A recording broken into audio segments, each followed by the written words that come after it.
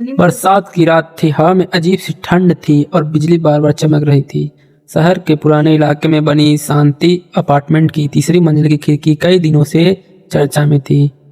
लोग कहते थे कि रात के बाद वहां कोई औरत खड़ी दिखाई देती है, लेकिन उस फ्लोर पर सालों से कोई रह नहीं रहता था।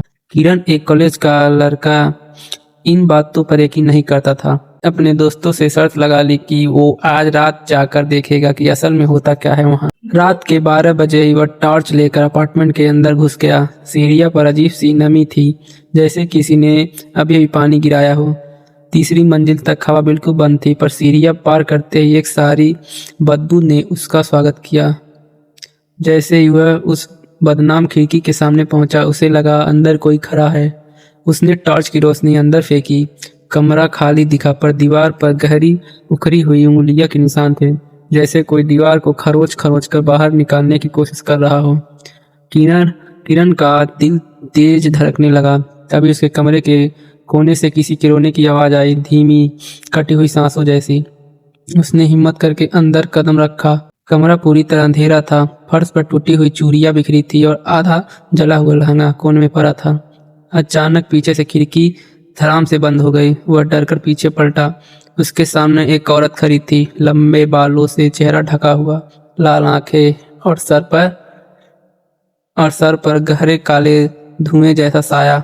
औरत ने बेहद धीमे स्वर में कहा, मेरी खिड़की खोलने क्यों आए हो? जर हो गया। वह धीरे धीरे उसके करीब आने लगी। इस कमरे में कोई भी जिंदा वापस नहीं जाता। जैसे ही वह उसके चेहरे पर झुकने लगी, अचानक दरवाजा तेज आवाज के साथ खुला और एक बूढ़ा सिक्योरिटी गार्ड अंदर आ गया। भागो यहाँ से, उसने चिल्लाया। किरण किसी तरह कमरे से बाहर भागा। सीढ़ियां उतरते हुए उसके पैरों में जान नहीं थी। बिल्डिंग के बाहर पहुंचकर उसने पलटकर देखा। तीसरी मंजिल की खिड़की में वही औरत खड़ी थी, उसे घूरते हुए। गार्ड उसके पास हंसता हुआ आया। किरण ने कांपते हुए पूछा, वो कौन थी? गार्ड ने धीमी आवाज में कहा, 3 साल पहले एक दुल्हन को उसके पति ने इसी कमरे में बंद करके जला दिया था। तभी से वो खिड़की पर खड़ी रहती है। जिससे भी अंदर बुलाती है वो लौटता नहीं वापस।